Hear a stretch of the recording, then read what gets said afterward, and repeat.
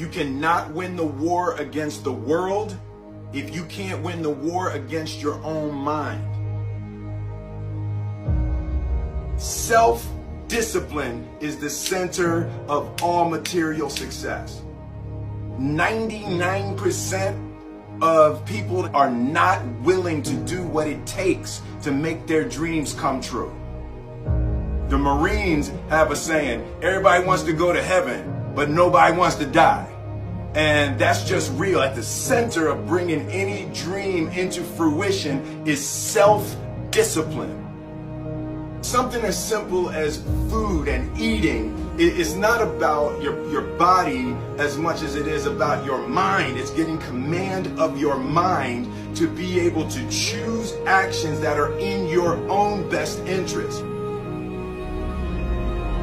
A lot of people are just trying to change. A lot of times, like I just did a podcast on habits, right? How to be able to adopt new habits and also delete and get rid of, break bad habits, right?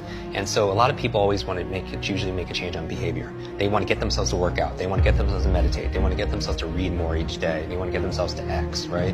Or they want to stop some behavior. They want to stop smoking. They want to stop eating this food. They want to stop.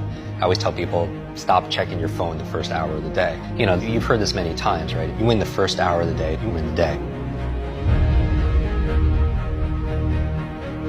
Every day, we are choosing shit that's not in our own best interest, right? So if the world is attacking you and the world wants to fight you and the world's trying to hold you down, so you're going to kick yourself in the balls?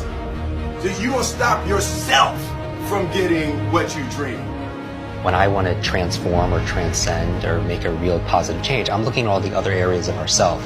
So I'm looking at, for example, our environment. Are people setting up their environment to win?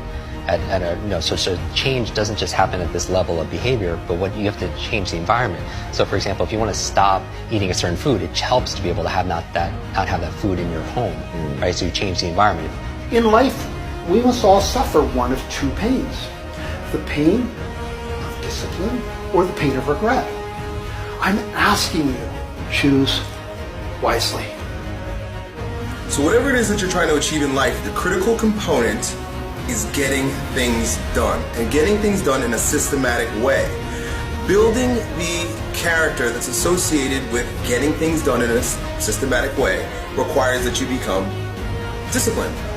And if we live a lazy, undisciplined life, and we just give in to our feelings, and we act on these emotional impulses, we're going to make very poor choices that we regret later on.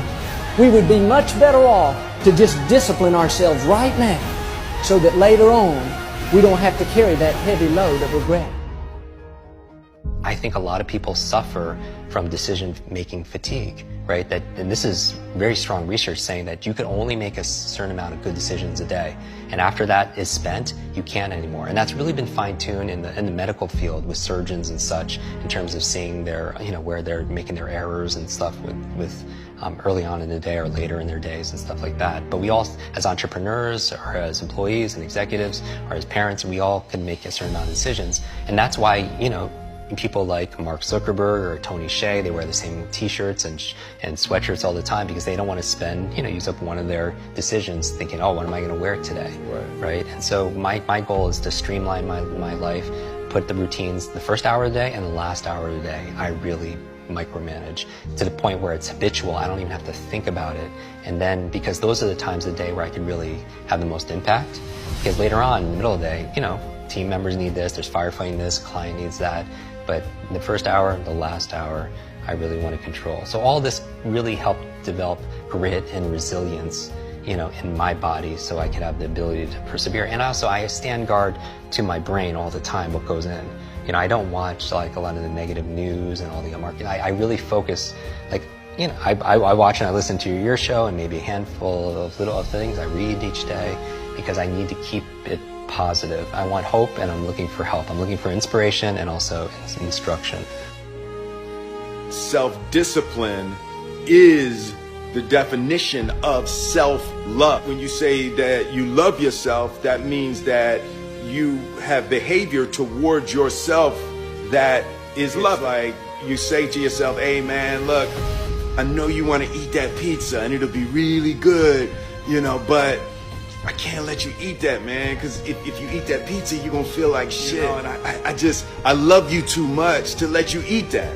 And I think the word discipline has kind of gotten a bad name. We think about it in terms of punishment. I'm not talking about discipline in that way. I'm talking about discipline in the sense that you forego immediate pleasure for the exchange of long-term self-respect. Self-love is when you say to yourself, man, look, I know you and that girl got a real connection.